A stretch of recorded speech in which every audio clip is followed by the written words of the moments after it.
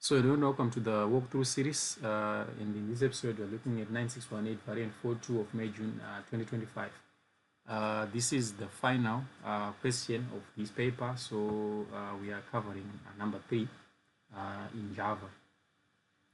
So I'm just scrolling all the way down to number 3, and here we go. All right, so a program stores data about animals using object-oriented programming. The class animal stores the data about animals. So we have the class diagram for the animal.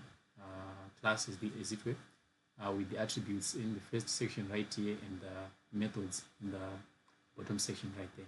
So we have 4 attributes and 2 methods inside of the class, including the constructor. So a item 1 requires us to write program code to declare the class animal and its constructor. We are not to declare any other methods, is it? So let's actually go ahead and look at the implementation that I have going on here. So here, what I did in this case is I'm storing all my class files in the same file.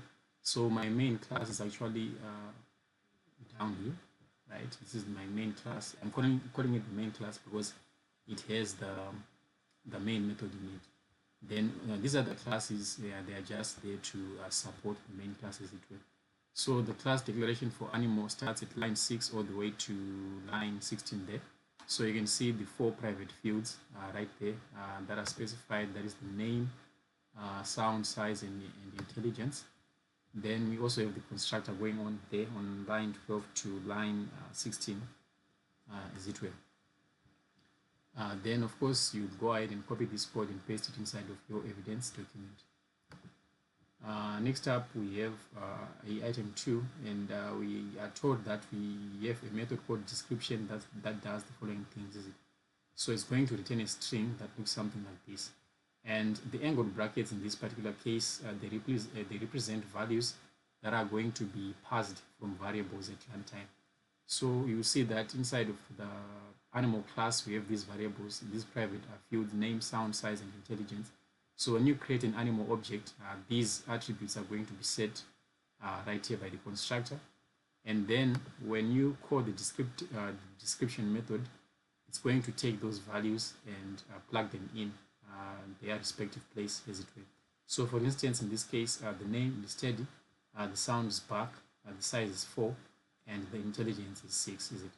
So we are to write a code that implements this description function. So switching to the solution here, you see that we have the description method and the return type is string, and we are setting it public so that we can access it outside of this class, and we are simply returning the string concatenated with the variables that would have been passed when the animal object was created.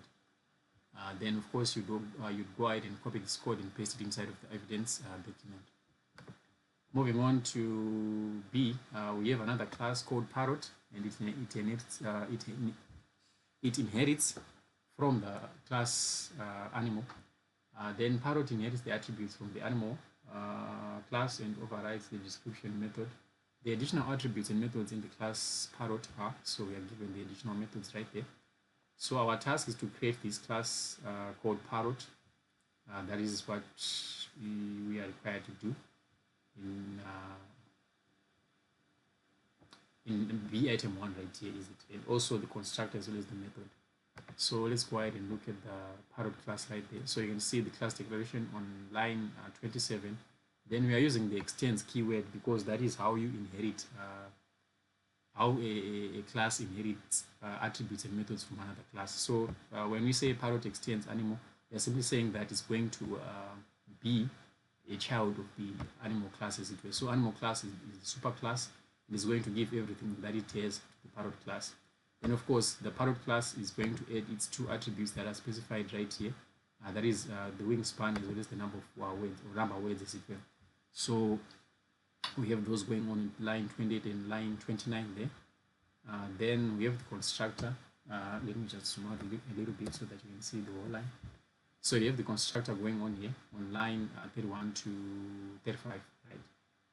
You can see we have the name, sound, size, intelligence, right? These are going to come from the animal class. Then we have the wingspan and the number of words. So the way you have to do it is you have to use the super keyword. So the super keyword simply means that we are going to call the constructor from the animal class, right? First, then we are going to add any additional attributes on lines 33 and lines 34. So that's what's going on in this particular instance. Then for the change number words method that is described here, you see that it takes an integer parameter and adds this to the number currently in number words. So that's what we're doing on line 37 and 38 there.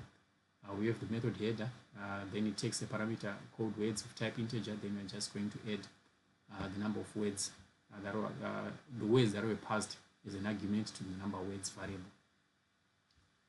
Then for that implementation, with that implementation, we would have satisfied the requirements for this part of the question. Then let's move on to item 2.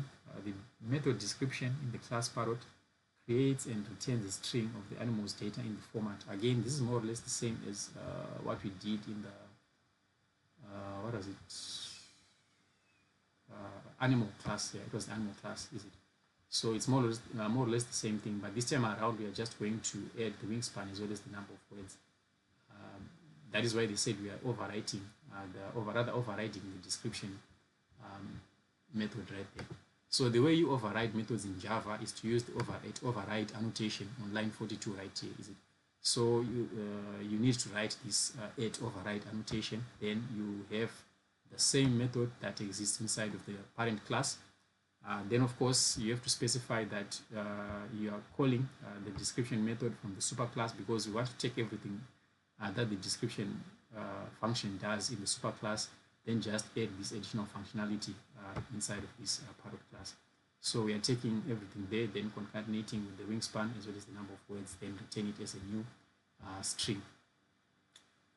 Then of course you can go ahead and copy the code and paste it inside of your evidence document. Then we have C, another class called Wolf, and it's going to inherit from the animal class again. It's just going to extend the animal class. Then it has this one additional attribute as well as these two methods. So our task for C item 1 is to write program code for this Wolf class. So coming to the implementation here on lines 50 to I think about 66, we have the class Wolves, right? So it's extending the animal class just as before with the parrot and animal class.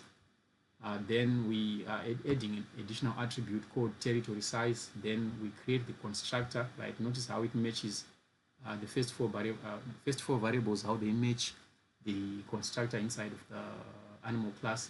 Then we are calling the parent class constructor by using the super keyword, and then we are adding our additional attribute right there on line 55, and that's how you are going to implement your constructor. Then the set territory size function, it just does the same thing, more or less the same thing as the change number words inside of the parrot class. So we are just setting the territory size, is it basically just incrementing the size as it will.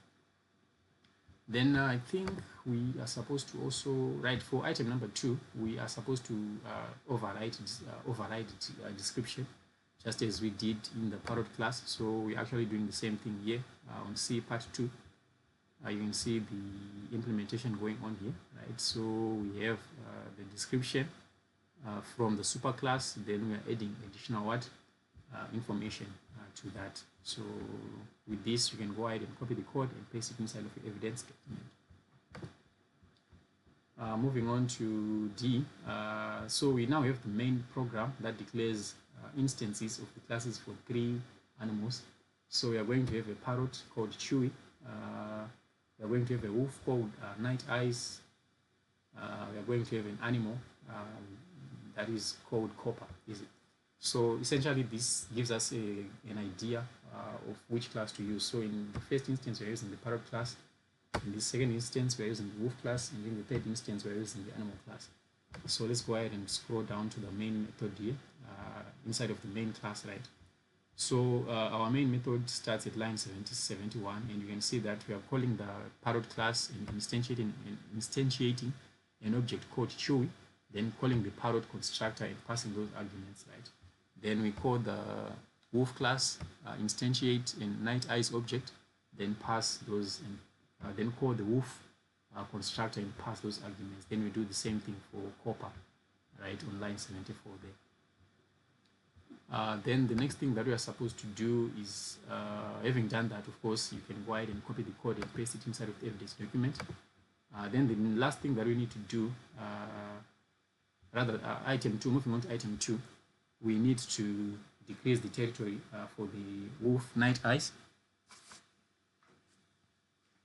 Then increase the number of words the parrot chewy can say by 2. Then output the description for all 3 animals. Is it? So let's go ahead and look at that implementation. So this is D item 2 right here. So night eyes, we're going to set the territory. Remember, we're supposed to decrement it by what? By 20 square miles, is it? So we're just going to pass minus 20 as an argument. Then for the parrot object chewy, we are going to change the number of words to 2, and we just call change words with a value of 2, and it's essentially going to, if you look back to how the parrot, inside of the parrot class, how the method works, it's just going to take the 2 and add it to number of words. So we have satisfied those requirements. Then the last thing is to output the description for all 3 animals. So we can simply go ahead and output chewy, then dot description. Now we are calling the description method from the parrot class, then we are calling the description method from the wolf class, and here we are calling the description method from the animal class, because remember, this is a parrot object, this is a wolf object, and this is an animal object. Then the last thing that we need to do is to address item number 3, test our program. So we can go ahead and hit on the play button, and the terminal is just going to take a second for it to run, so you can actually see the output right here, is it? So the animal's name is Chewy, it makes a squawk, its size is 1, and its intelligence level is 10. It has a wingspan of 30 centimeters and can say 31 words, is it? So we have the output going on there, of which you need to take a screenshot of this output and paste it inside of your evidence document. And with that, you would have concluded the solutions to this particular paper. So yeah, I think that's just about it for this video. Hopefully you learned something, and I'll see you in the next one.